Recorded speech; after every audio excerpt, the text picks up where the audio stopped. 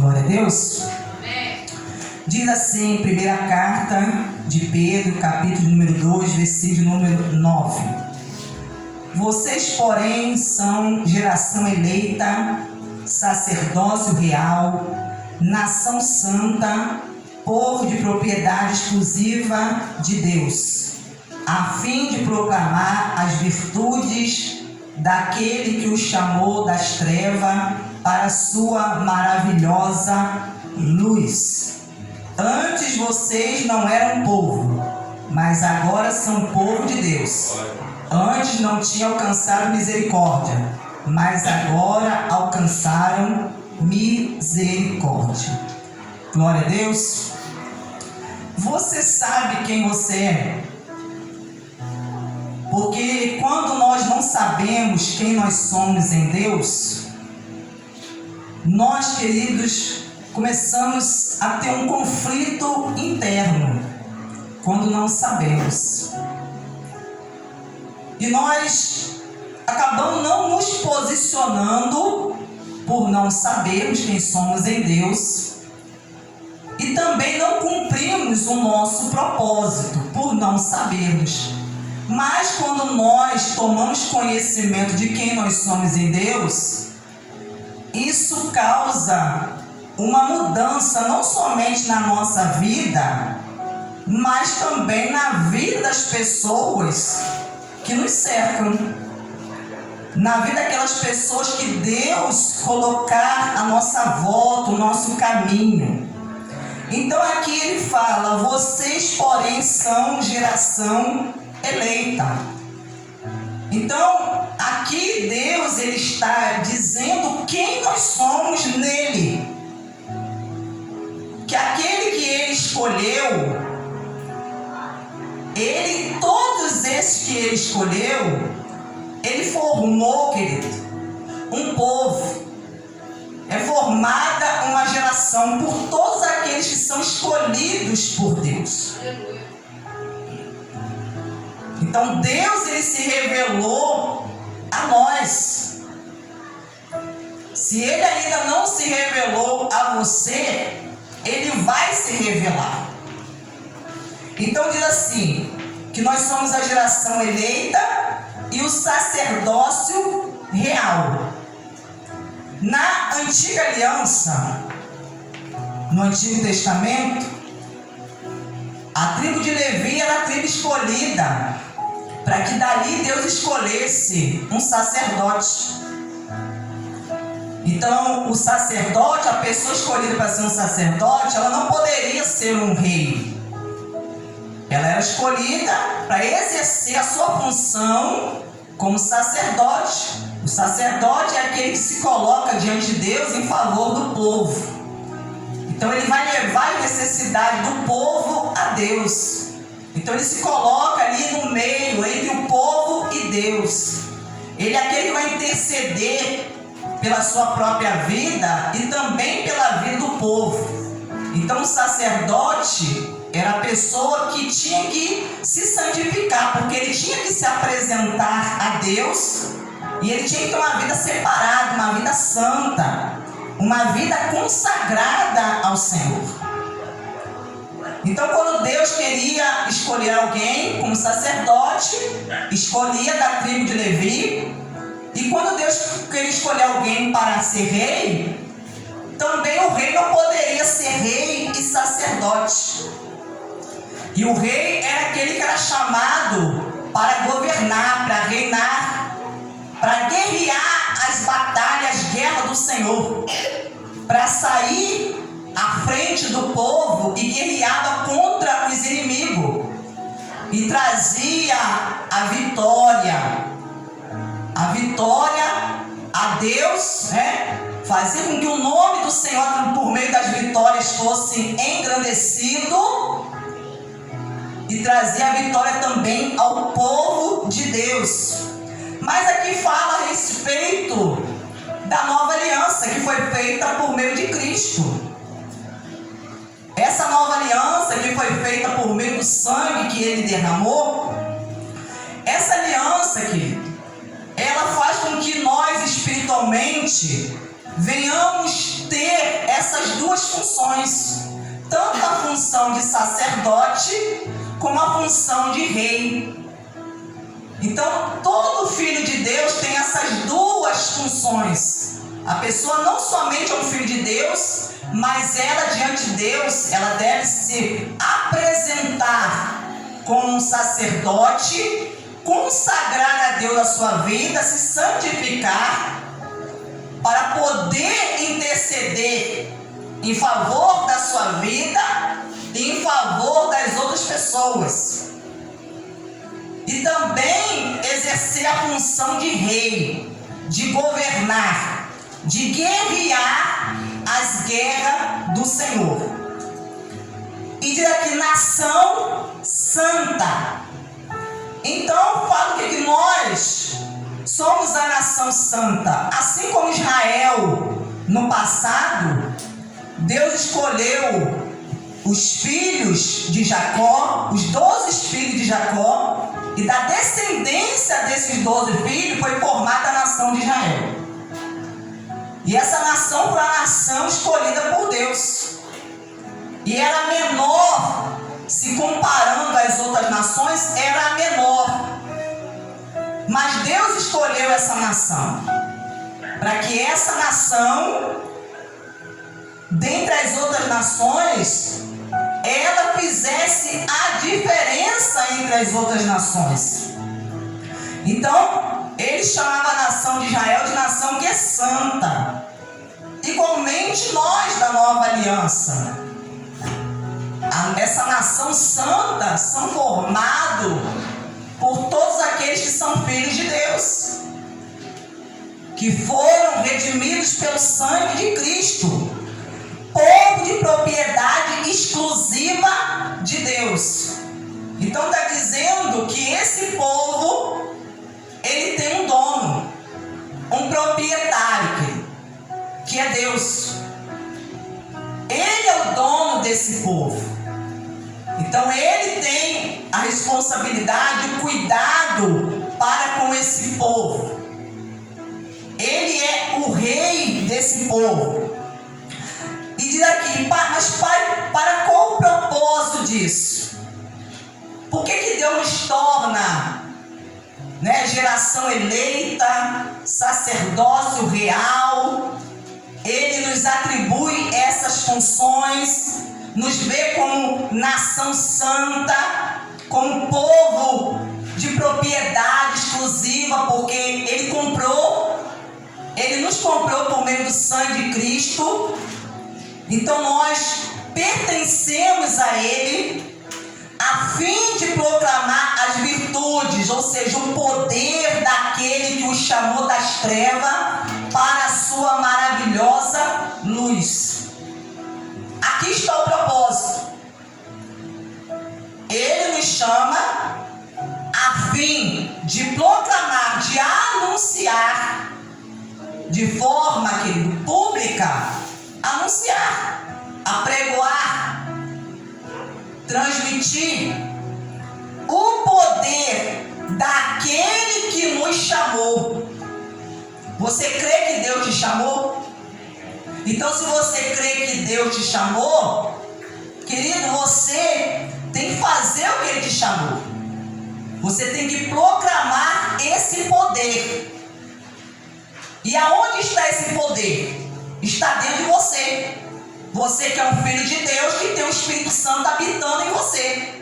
Esse poder está aí. O problema é que esse poder ele precisa ser ativado em nós. Ele precisa ser despertado, ser usado, para que esse poder venha alcançar a vida de outras pessoas. Então ele fala, a fim de proclamar o poder daquele que chamou das trevas para a sua maravilhosa luz. Então era assim que nós estávamos. Ele está dizendo, a pessoa estava em trevas.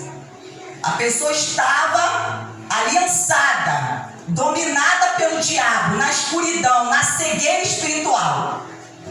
Caminhando nesse mundo sem Deus, perdido, como uma ovelha desgarrada. Assim a pessoa estava? Completamente sem entendimento algum, com seu coração fechado, endurecido.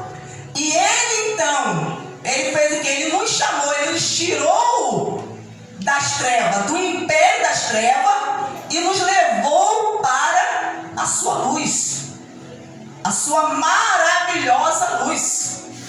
Então foi feito um transporte.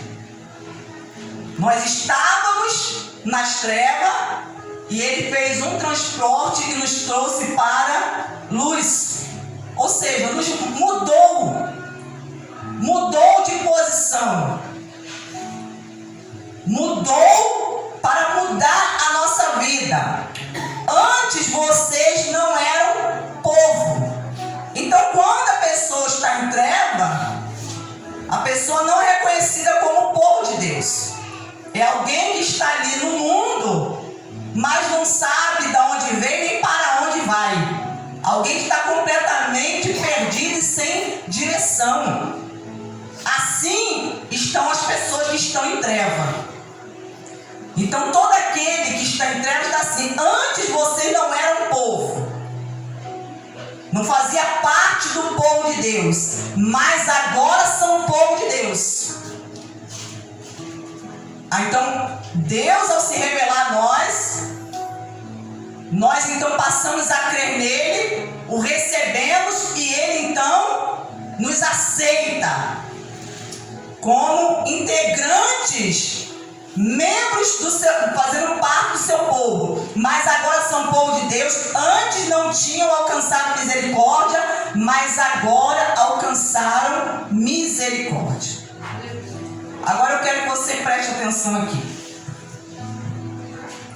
Olha o que diz aqui no versículo de número 11. Amados, peço a vocês como peregrino e forasteiros que são, que se abstenham das paixões carnais, que fazem guerra contra a alma. O que é ser um peregrino e forasteiro? O peregrino é alguém que sai do seu país de origem e vai viajar para um país distante, faz uma viagem longa e vai para um país que não é o seu, um país estrangeiro. É um peregrino, o forasteiro. É alguém que está em outro país e sabe que está ali de forma temporária, passageira, que está residindo ali naquela nação que não é a sua de origem, mas sabe que está ali por um curto período de tempo, mas que vai voltar para o seu país de origem. Então ele fala: amado, peço a vocês como peregrino e forasteiros que são. E nós precisamos compreender que, como filhos de Deus, que nós estamos no mundo, mas não somos do mundo.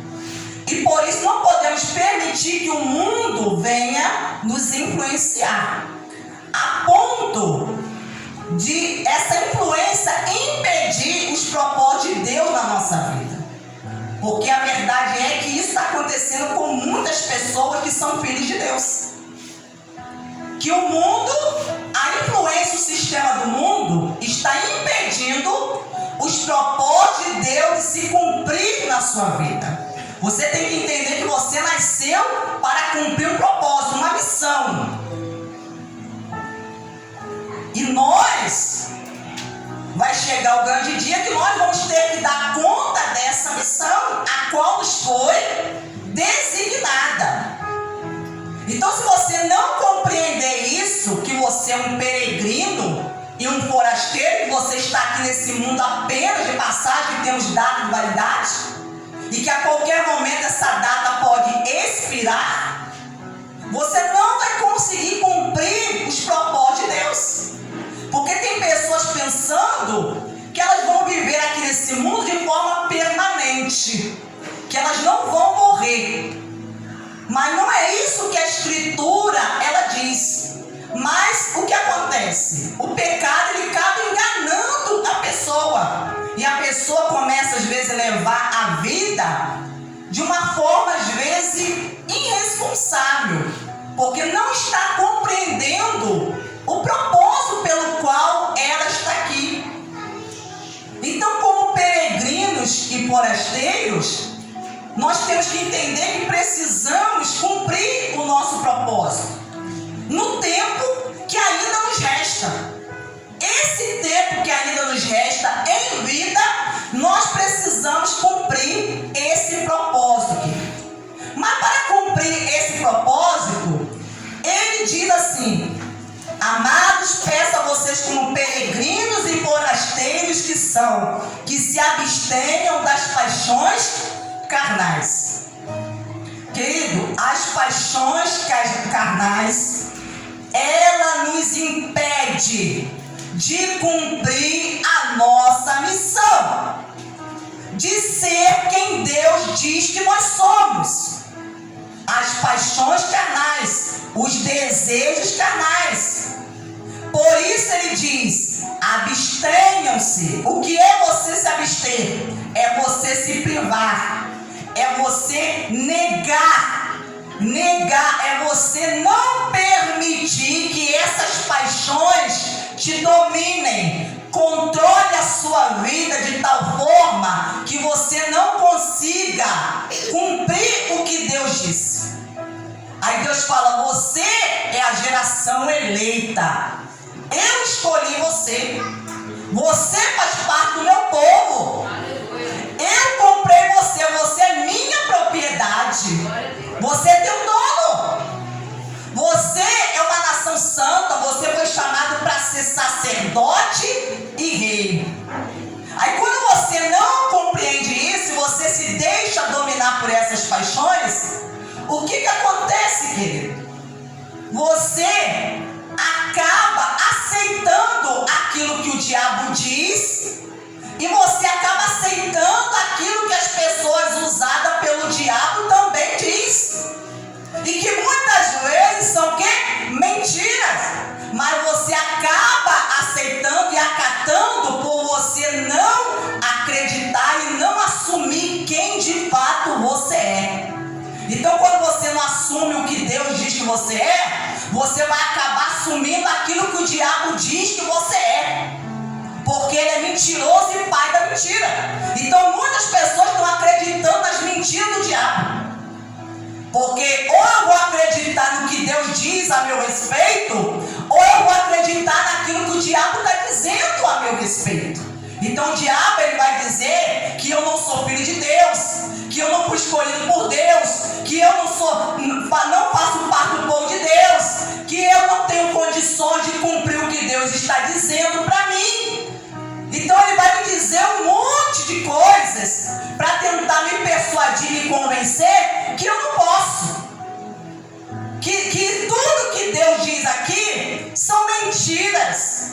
Infelizmente, há pessoas que estão acreditando. Porque se elas não estivessem acreditando, o que elas estariam fazendo? Elas estariam se consagrando, estariam buscando a Deus em oração, para que Deus então cumpra a sua vontade em suas vidas. Então ele fala aqui: tendo conduta exemplar no meio dos gentios, para que quando eles acusarem de malfeitores, observando as boas obras que vocês praticam, glorifiquem a Deus no dia da visitação. Mas deixa eu aqui abordar aqui o que está escrito aqui no versículo 11, que ele fala assim: que essas paixões carnais, querido, elas, quando nós não dominamos e controlamos essas paixões carnais, elas dominam o nosso corpo e elas fazem guerra contra a nossa alma. Então nós estamos em guerra. Se você não compreender isso, porque a guerra não é somente contra o diabo, mas a nossa guerra também é contra o pecado, contra esses desejos, que nós precisamos lutar contra ele diariamente, todos os dias da nossa vida. vida, porque eles guerreiam contra a nossa alma. E quando, querido, esses desejos, essas paixões, elas começam a prevalecer, ter o domínio, o que ela faz? Ela faz a pessoa perder a consciência. Sabe o que é consciência? É aquele sentido de percepção moral. Moral do que é certo e errado. Alguém que é dominado pelas paixões carnais perde esse sentido daquilo que é moral, do certo e do errado. Porque hoje, querido, a gente está vendo isso aumentando, tomando uma proporção que aquilo que é errado para muitos a pessoa está tendo como algo certo e o certo está se tornando algo errado. Sabe por quê? Porque são pessoas que estão dominadas pelas paixões carnais e perderam a consciência. A Bíblia fala que nós devemos ter uma boa consciência diante de Deus e diante dos homens. E fala também sobre a consciência cauterizada.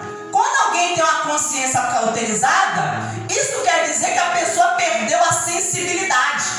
Ou seja, Deus pode falar com a pessoa, mas a pessoa, ela perde a sensibilidade e ela, querido, continua fazendo a mesma coisa, cometendo o mesmo erro. Sabe por quê? Porque já não dói mais a consciência.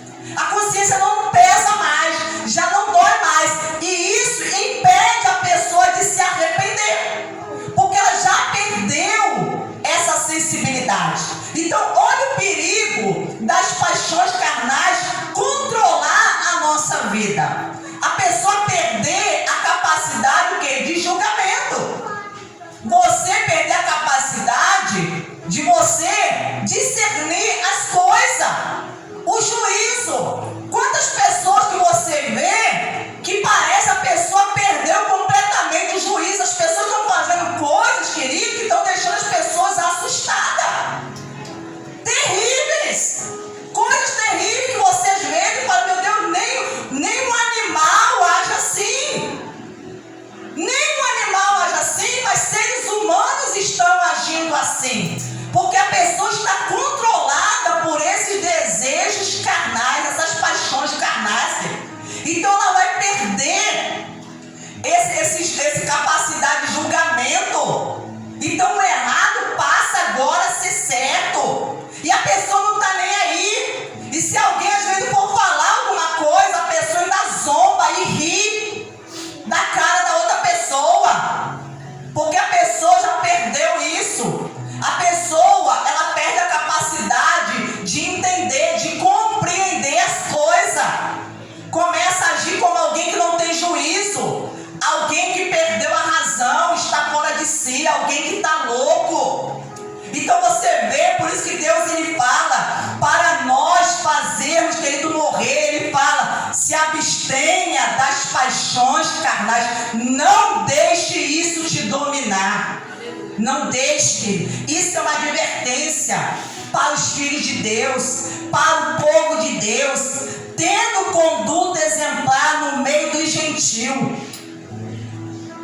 Ele está dizendo, como que nós vamos conseguir ter uma conduta que as pessoas possam olhar para nós e desejar e querer copiar e seguir? Só será possível se nós nos abstermos dessas paixões. Nós precisamos entender quem nós somos. Nós precisamos entender que estamos aqui como peregrinos e forasteiros. Precisamos entender que temos uma responsabilidade de se abster dessas paixões, para que nós, no meio da sociedade, dentro da nossa casa, no nosso círculo de amizade, aonde nós estivermos, querido, nós possamos ser influenciadores. Porque se tornar um exemplo é você se tornar um influenciador. Que alguém pode olhar para você e querer se espelhar em você. Você ter algo que motiva, que inspira as outras pessoas a querer fazer também. A querer copiar também.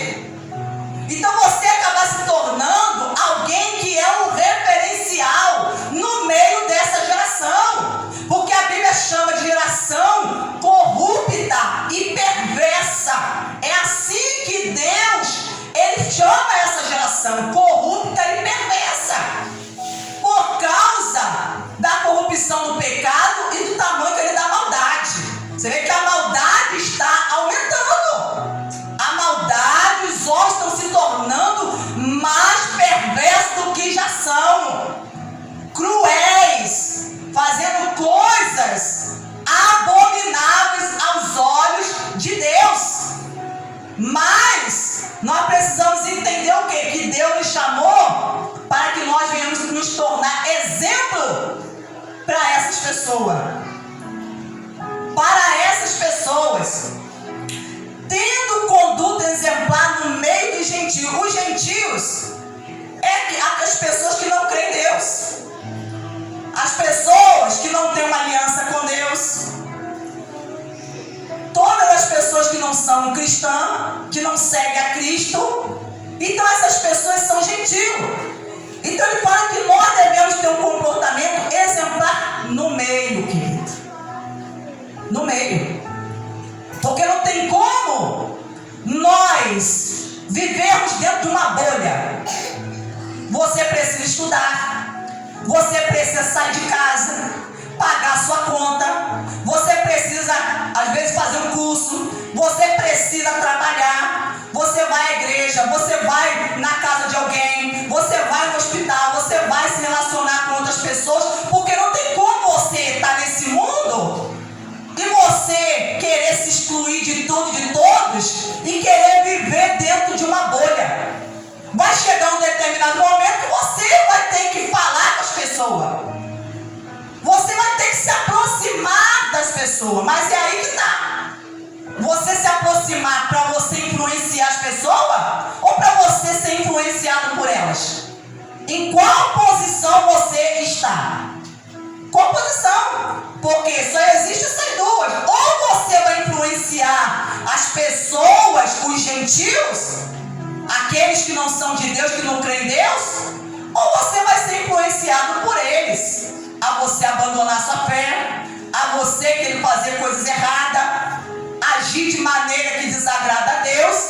Então é uma escolha que nós temos que fazer, porque nós vamos ter que fazer o que? Estar no meio das pessoas. Quarta-feira passada eu preguei sobre o que? Sobre a parábola do fermento, a qual Jesus comparou o reino dos céus com o fermento. E por que ele comparou com o fermento? Porque o fermento, querido, quando ele é colocado dentro da massa, no meio da farinha, o que acontece? Começa a haver um processo de fermentação, e esse processo faz com que a massa ela se modifique, ela aumente de tamanho, ela aumente o seu volume. Então, quando o fermento é introduzido na massa, o que acontece? Você não vê o fermento, mas você percebe que ele está ali, que a presença dele está ali por causa da modificação da massa, querido. Mas para isso acontecer, o fermento muitas vezes tem que estar o quê? Ele tem que estar dentro da massa, ele tem que estar no meio da massa. Então, às vezes nós queremos influenciar pessoas, mas não queremos ter contato com as pessoas. E não tem como você não ter contato. Não ter contato. Não tem como você querer ir para uma ilha e ficar lá até os últimos dias da sua vida e não ter contato com ninguém, querido. Não tem como. Você querer se infiltrar dentro de um mato, eu vou ficar aqui até Jesus voltar. Né? Até ele voltar para arrebatar a igreja. Não, nós não fomos chamados para isso. Nós fomos chamados para estar no mundo, mas para não sermos do mundo. Essa é a diferença. Mas quando você não sabe quem você é, você deixa as pessoas te influenciar com conselhos errados, né? Você deixa a pessoa te persuadir, fazer a sua cabeça, virar a tua cabeça. Sabe por quê? Porque você não sabe quem você é em Deus. Você não sabe. Então tudo que te disserem, você acata como verdade, porque você não conhece o que a Escritura está dizendo a teu respeito. Mas se você conhecer, e se você se posicionar, e se você assumir o que Deus está dizendo que você é, a missão que Ele tem para a sua vida, querido, Ele vai fazer com que você nesse mundo faça a diferença. Você seja o instrumento dele, alguém que vai influenciar a outros, que vai influenciar outros. Olha o que diz aqui em Lucas. Vamos aqui comigo rapidamente, Lucas capítulo 17, versículo 20, que diz assim: indagado pelos fariseus sobre quando viria o reino de Deus, Jesus lhe respondeu: o reino de Deus não vem com visível aparência. Nem dirão, ele está aqui ou lá está ele, porque o reino de Deus está entre vocês. Está entre vocês. Você conseguiu entender o que Jesus está dizendo? Fizeram a ele uma pergunta: quando iria vir o reino de Deus? Então Jesus falou: o reino de Deus não vem com uma visível aparência, porque o reino de Deus é invisível e ele é um reino espiritual. Então não tem como você ver o reino de Deus aqui fisicamente. Mas como que esse reino vai se manifestar? Ele está dizendo: esse reino, ele se manifesta entre vocês. Como assim? Quando que a pessoa se arrepende dos seus pecados, o que acontece? Ela nasce de novo. E ao nascer de novo, a pessoa torna-se um filho de Deus. O Espírito Santo, ele introduz o reino dentro da pessoa. Então o reino passa a estar dentro dos filhos de Deus. Porque todo aquele que é filho, ele é a igreja de Deus. Ele é a igreja. Ele é a igreja presente na terra. Então o reino de Deus está dentro dos filhos de Deus.